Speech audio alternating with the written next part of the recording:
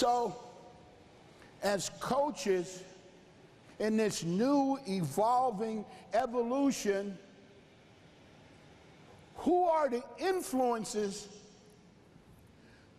that are going to impede upon my ability to be successful? Who are they?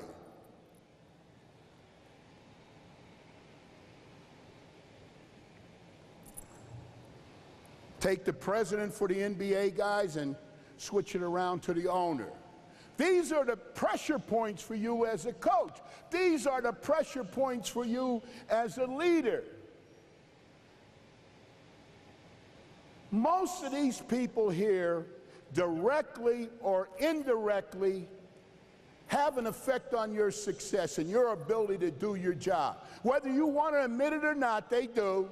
They do. Society's changed today.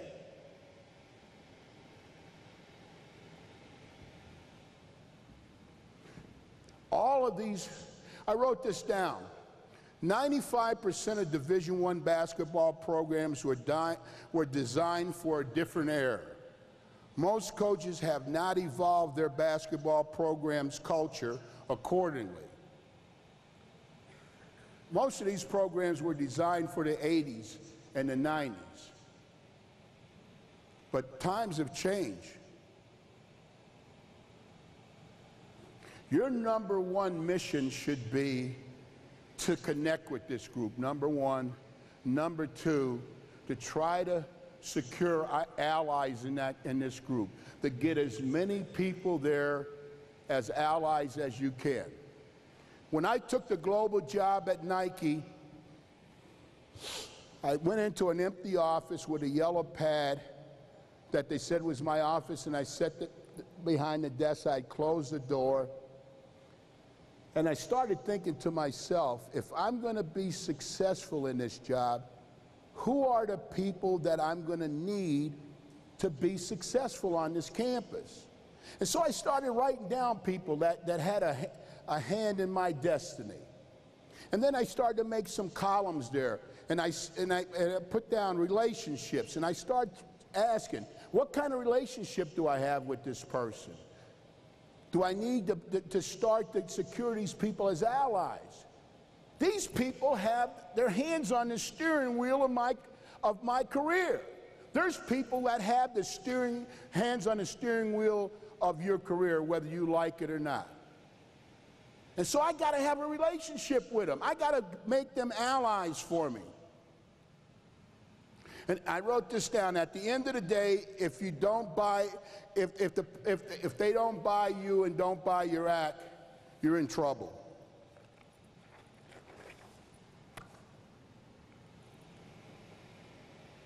Managing the culture. It's a changing culture today.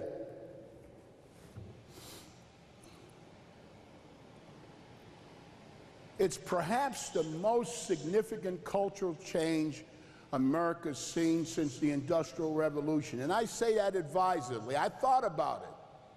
I'm not just throwing something out there at you that I haven't thought about.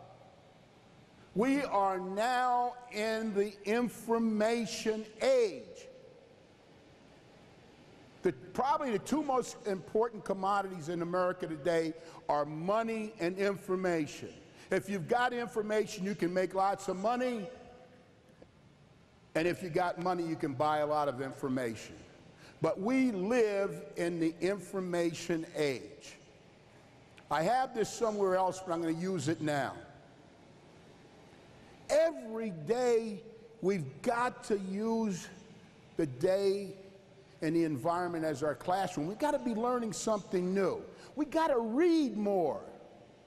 I'll tell you what's really stimulated me to read. I was reading a magazine and waiting for someone for lunch in a restaurant in Beverly Hills. There was an article about Ice-T, one of them hip-hop guys. And in there he said something that I'll carry to my grave. The lady asked him in the article, why do you read so much? He said, because when I was growing up, my grandma told me a story. She said, son, back in the days of slavery, The white man had a lot of books in his home. He had a lot of bookshelves. And the white man took his money and he hid it in the books because the slaves couldn't read, so he knew they would never take the books off the shelf. So right away I said, all right, I get it. I see what the message is. If you can keep me intellectually worthless, you can control me. I'm not going to let that happen to me. I'm going to fortify myself with information on a daily basis. We're in a meeting at Nike, and at the upper management meeting, and at the end, someone says to our president, he says, Charlie, what are 3 things we should focus on? And he said, China, China, and China. So I'm riding home at 5:30, and I thought to myself, damn, if it's that important, I got to bring myself up to date. I don't know a whole lot about China. I know about the big wall. I know that one time Beijing was named Peking, and I know about Hong Kong. But hell, that ain't going to do me a damn bit of good at Nike. So I drove directly downtown, and the largest independent bookstore in America is in Portland, Powell's. Went up to the lady, I said, ma'am, give me a list of every book you got in the store on China. And she did. I went through, I picked out 4 or 5, and I read them. And I'm not trying to pump myself up, because shit, at this point, I'm insignificant. I'm on the last lap now. I know that. But I'm trying to get you to understand that you got to figure out a way to fortify yourself for success. So I read those 4, and I started reading more.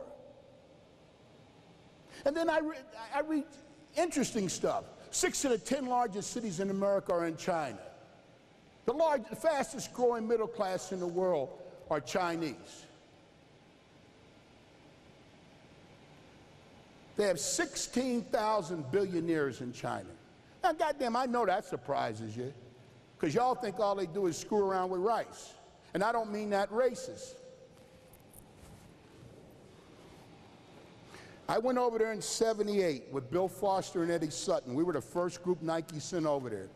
And I remember coming back on the plane and sitting by Bill Foster, and I said to Bill, if China ever becomes industrialized, they're going to be a terror. And here they are. Who would have ever thought the United States would be in a position where their major lender is China? We're talking about all this stuff they're talking about, defaulting on the loans. That's all money that we owe China. So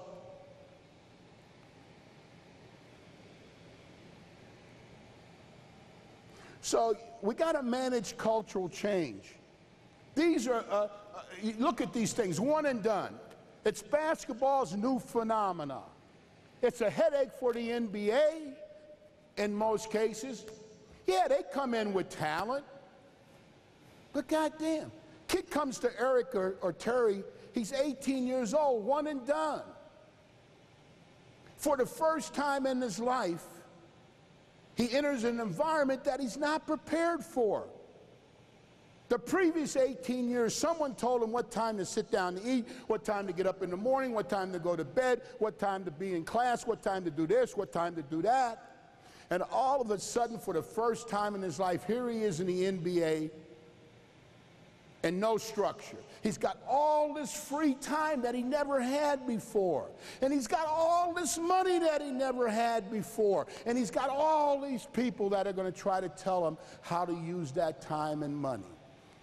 And yet Eric and Terry, they got to make a way out of that. They got to get that kid to see the realities of life. He's not prepared. You know, when we talk about one and done, yeah, they're ready as athletes, but are they ready as adults? Are they ready as students? Their education is more important now than it ever was. They can't even sit in a meeting and ask an intelligent question.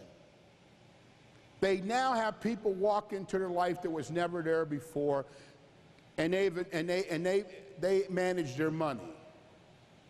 They can't even ask them an intelligent question about their money because they lack the business acumen to do it. And then they got to grapple with this. And then people get on Eric's ass or Terry's ass. They don't know what the hell they're talking about. Let them go down there and try to raise LeBron. You think it's so goddamn easy? You come on down here and raise them. This is the challenge that we have. The one guy who seems like he stumbled onto something is Calipari. Right now, he's jumped out in front with this one and done. He's kind of made it a Kentucky religion. They don't recruit anybody but the top 15 guys, and they get 4 or 5 of them every year. And so John's MO is, hey, you come down here to Kentucky, son, every game gonna be sold out. Every game gonna be on TV. We gonna win. We in the hell of a conference, the SEC. We gonna go to the tournament every year. And if we don't screw it up, we'll get to at least the final 8. And if we're really tuned in, we'll get to the final 4. So we satisfied the thirst of the fan. And you know what? When we come home, a week later, I want you to come by my office. And we're going to talk about getting you ready to go to the NBA. Son, I'm not going to try to keep you from going to the NBA. I'm going to help you get to the NBA. I coached in the NBA. I know what they want. When an NBA GM calls and asks me my opinion, he's going to listen to me because I've been there. That's what they want to hear. That's what they want to hear. So they leave. He shows them a little chart. Look at this. Wall, all these guys, they were all first-round draft choices. She's got it, so he's embraced it. But it's a damn problem for everybody, one and done. Player movement. There's more transfers today than there ever were in the history of the game. More transfers today than there ever were in the history of the game. It's a sad commentary. I wrote this down. I said, let me ask you a question. How do you integrate a blue chip player into your program? How do you do it? You got this blue chipper coming in. How do you integrate him into your program without causing disruption? You think it was easy for Eric to put those 3 guys together? People, shit, they're about a quarter of the way during the season, and these dumb people are in there talking about roasting their ass and roasting Eric's ass. Oh, Pat's going to replace him. Jesus Christ. The Lord didn't build the earth in one day. Eric never told anybody he was a miracle worker. How is he going to integrate these guys into what he already has and win? And they're expecting nothing but a title out of Eric. These people don't know. Then I ask, surely you can't expect the parts to naturally fit together. What is going to be your strategy? You got this superstar. You worked your ass off to get him. Now, what's your strategy? What's your strategy? God damn, you can't keep celebrating that we got him. You can't keep telling the boosters we had a top 15 recruiting class. Now you got to figure out a strategy to make this work. And the other thing I wrote down here is team chemistry is important. It takes time to build team chemistry. It takes time to crystallize. What will be your strategy? Eric knows. He knows what I'm talking about. He knows it's going to take time. He knows he needs a strategy, and he's got a strategy. And he's got to stay with it. He can't let people exterior of him who have nowhere the expertise he has to get him to have self-doubt. He's doing the right thing.